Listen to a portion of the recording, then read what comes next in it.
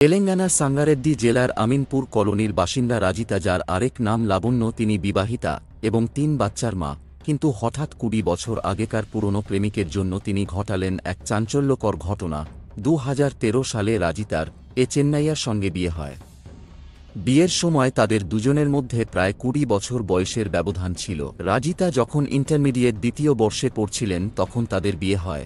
রাজিতা ও চেন্নাইয়া এর মোট ৩টি বাচ্চা ছিলেন। বড় ছেলে সৈকৃষ্ণা, যার বয়স ১২ বছর, মেয়ে মধুপ্রিয়া, যার বয়স ১০ বছর এবং সবথেকে ছোট ছেলে গৌতম, যার বয়স ৮ বছর। রাজিতা একটা স্কুলের শিক্ষিকা ছিলেন আর চেন্নাইয়া একজন জলের ট্রাক চালক। ২৮শে মার্চ ২০২৫ রাত ৩টের সময় রাজিতা জানায় তার খুব পেটে ব্যথা করছে। সে জানায় রাত ৯:৩০ নাগাদ কার্ড রাইস খেয়েছিলেন, সাথে তার ২ ছেলে এবং এক মেয়েও একই খাবার খেয়েছিলেন। রাজিতা অসুস্থ থাকলেও তার ৩ বাচ্চা অবচেতন অবস্থায় ছিল। তার স্বামী এটা দেখার পর কান্নায় ভেঙে পড়েন এবং চিৎকার শুরু করেন। তার চিৎকার শুনে প্রতিবেশীরা ছুটে আসে। তারপর রাজিতা ও তার ৩ বাচ্চাকে দ্রুত হসপিটালে নিয়ে যাওয়া হয়। গান্ধী হসপিটালে রাজিতার শারীরিক অবস্থা মোটামুটি ঠিক থাকলেও তার ৩ সন্তান আর চেয়েছিলেন না একই পরিবারের ৩ জন সদস্যের এরকম মর্মান্তিক পরিণতি। অন্যদিকে তার স্ত্রীর শারীরিক অবস্থার অবনতি দেখে দ্রুত পুলিশকে খবর দেওয়া হয়। এরপর চেন্নাইয়ের ৩ সন্তানের হকে ময়নাতদন্তের জন্য পাঠানো হয়। পুলিশ যখন প্রাথমিকভাবে রাজিতাকে জিজ্ঞেস করেন, তিনি জানান রাতের বেলা কার্ড রাইস খেয়েছিলেন, সম্ভবত দই খারাপ ছিল যার জন্য তার এরকম অবস্থা হয়েছে। প্রাথমিকভাবে পুলিশ অফিসার অনুমান করেন এটা হয়তো ফুড পয়জনিংয়ের জন্য হয়েছে। এরপর পুলিশ ঘটনাস্থলে পৌঁছায় এবং তল্লাশি করতে থাকে, তবে সন্দেহভাজন কিছু হাতে আসে না। পুলিশ আরও তথ্যের জন্য রাজিতা এবং চেন্নাইয়াকে জিজ্ঞাসাবাদ শুরু করেন। রাজিতা পুলিশকে জানান সেদিন রাতে রাজিতা এবং তার ৩ সন্তান কার্ড রাইস খেলেও তার স্বামী চেন্নাইয়া ডাল ভাত খেয়েছিলেন। এদিকে যেহেতু ফ্যামিলির ৩ জন সদস্যর সাথে মর্মান্তিক ঘটনা ঘটেছিল আর অন্যদিকে তার স্ত্রী অবস্থা কিছুটা খারাপ ছিল, অথচ চেন্নাইয়া স্বাভাবিক ছিলেন, প্রাথমিকভাবে পুলিশের কোথাও চেন্নাই আর প্রতি সন্দেহ হতে থাকে। এরপর চেন্নাইয়াকে থানায় ডাকা হয় এবং পুলিশ যখন চেন্নাইয়াকে জিজ্ঞেস করে তখন তিনি জানান সেদিন রাতে খাবার পর ১০টা নাগাদ সে কিছু খাবার তার সাথে নেয় আর তার জলের গাড়ি নিয়ে চন্দননগরের কাজের উদ্দেশ্যে বেরিয়ে পড়েন। কিন্তু ওই দিন রাতে তার বাড়ি আসতে প্রায় ৩ ঘণ্টার বেশি সময় লেগেছিল, যেখানে রাস্তা ছিল মাত্র ১ ঘণ্টার। এরপর আসে পোস্টমর্টেম রিপোর্ট, যা দেখার পর পুলিশ অফিসারেরা রীতিমতো হতবাক হয়ে যান। পোস্টমর্টেম রিপোর্টে জানা যায় এই ৩ জন বাচ্চাকে করে পৃথিবী থেকে সরানো হয়েছে। পুলিশ অফিসারের রীতিমতো হতবাক হয়ে যান, কি এমন ঘটেছিল যার জন্য ৩ জন বাচ্চার সঙ্গে এরকম নির্মম পরিণতি হয়। এদিকে পুলিশ আরও সচেতনতার সঙ্গে কাজ করতে শুরু করেন। চেন্নাইয়ার আর ব্যাপারে বিভিন্ন তথ্য সংগ্রহ করেন, তাকে আরও বেশি করে জিজ্ঞাসাবাদ শুরু করা হয়। ওই দিন চেন্নাইয়া এর কাছে আরও জিজ্ঞেস করেন পুলিশ। ১ ঘণ্টার রাস্তা হওয়া সত্ত্বেও কেন তার বাড়ি পৌঁছতে সেদিন ৩ ঘণ্টা সময় লেগেছিল, এই প্রশ্নটা কোথাও পুলিশের মনে সন্দেহ জাগাছিল। এরপর চেন্নাইয়া উত্তরে জানান রাস্তায় অনেক ট্রাফিক ছিল যার জন্য তার আসতে এত দেরি হয়েছিল। এরপর পুলিশ চেন্নাই আর ব্যাপারে আরও বেশি তদন্ত শুরু করে, কিন্তু তেমন কোনো সন্দেহভাজন তথ্য তার সম্বন্ধে পাওয়া যায়নি। এরপর পুলিশ চেন্নাইয়া এবং রাজিতার মোবাইলের কল হিস্ট্রি বার করেন আর কল হিস্ট্রি থেকে বেরিয়ে আসা এক চাঞ্চল্যকর তথ্য যা এই ঘটনার সম্পূর্ণ মোড় ঘুরিয়ে দেয়। রাজিতার মোবাইলে একটা নাম্বার থেকে প্রতিদিন ফোন আসত, এমনকি গত ৬ মাস ধরে প্রতিনিয়ত কথা হয়েছে তাদের, যার নাম ছিল শিবা কুমার। সবথেকে অবাক করার ব্যাপার, ঘটনার দিন অর্থাৎ ২৭ মার্চ ২০২৫ সন্ধ্যা ৬টা নাগাদ শিবা কুমারের সঙ্গে কথা বলেছেন রাজিতা। এরপর পুলিশ অফিসার রাজিতাকে জিজ্ঞাসা করেন সেবা কুমারকে। সেবা কুমারের নাম শুনে তার রীতিমতো থমকে যান এবং কান্নায় ভেঙে পড়েন আর তারপর একা করে সত্যি বলতে শুরু করেন। ঘটনার প্রায় ৬ মাস আগে রাজিতা তার বাপের বাড়ি ঘুরতে গেছিলেন। সেখানে তাদের স্কুলের এক বাৎসরিক অনুষ্ঠান অর্থাৎ ১০ম শ্রেণীর পুনর্মিলন অনুষ্ঠানে উপস্থিত হন। সেখানে তার স্কুল লাইফের অনেক বন্ধুদের সঙ্গে দেখা ও কথা হয়, আর তেমনি একজন সহপাঠী ছিলেন শিবা কুমার।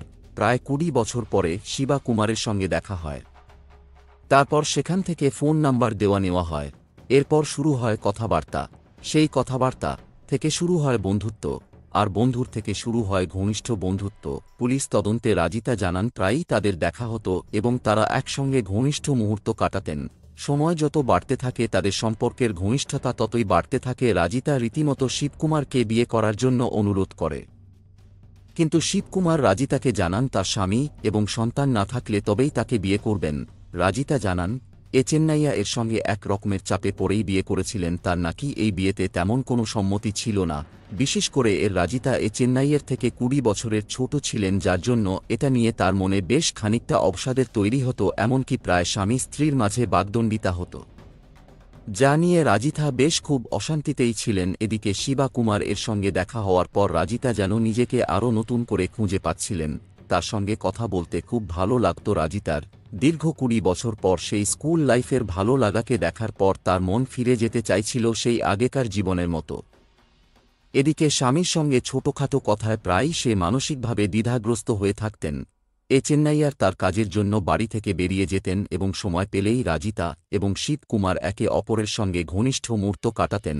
তাদের সম্পর্ক দিনকে দিন বাড়তেই চলেছিল। রাজিতা যেন শিবাকুমারকে ছাড়া আর থাকতে পারছিলেন না। এদিকে অবিবাহিত শিবাকুমার রাজিতাকে বিয়ে করার জন্য একটা শর্ত দেন। রাজিতা যদি তার ছেলে এবং স্বামীকে ছাড়া আসতে পারে তবেই সে তাকে বিয়ে করবে, অন্যথায় সে তাকে বিয়ে করবে না। কিন্তু রাজিতা শিবাকুমারকে ছাড়া থাকতে পারছিলেন না, যে কথা রাজিতা পুলিশকে জানিয়েছেন। এরপর ঘটনার দিন অর্থাৎ ২৭ মার্চ ২০২৫ পরিকল্পনা করেন তার বাচ্চাদেরকে এই পৃথিবী দেবেন। তাই সন্ধ্যা ৬টা নাগাদ শিবাকে ফোন করে জানান তার পরিকল্পনা। সবথেকে অবাক করার ব্যাপার হল এই প্রস্তাবে শিবা কুমার রাজিতাকে কোনোভাবেই তাকে বাধা দেয়নি, বরং তাকে দ্রুত এই কাজটিকে সম্পন্ন করাতে বলেছেন, যার জন্য পুলিশ অফিসার শিবা কুমারকেও অপরাধী হিসেবে চিহ্নিত করেছেন। ২৭ মার্চ ২০২৫ ১০টা নাগাদ রাতের খাবার খাওয়ার পর চেন্নাইয়া যখন কাজের জন্য বেরিয়ে যান, তখন রাজিতা পরিকল্পনা অনুযায়ী ঘুমের ঘরে প্রথমে বড় ছেলেকে রোধ করে তা করেন। এরপর একে একে বাকি দুজনের সাথে নির্মম পরিণতি করেন এবং রীতিমতো তাদের বিছানায় এমনভাবে শুইয়ে দেন যাতে দেখে মনে হয় বাচ্চারা স্বাভাবিকভাবে ঘুমিয়ে আছে। এরপর রাজি তার পরিকল্পনা অনুযায়ী পেটে ব্যথার অভিনয় করতে থাকেন এবং যখন চেন্নাইয়া বাড়ি আসে তখন তার সাজানো সব গল্প জানান যে সে কার্ড রাইস খেয়েছিলেন আর তার থেকেই পেটে ব্যথা শুরু হয়েছে। ফুড পয়জনিংয়ের গল্প শোনান, যা সম্পূর্ণ তার সাজানো ছিল। ৩ এপ্রিল ২০২৫ রাজিতা ও শিবা কুমারকে পুলিশ অ্যারেস্ট করে বর্তমানে তারা দুজনে সাঙ্গা রেড্ডি ডিস্ট্রিক্ট স্থায়ী জেলেই আছেন।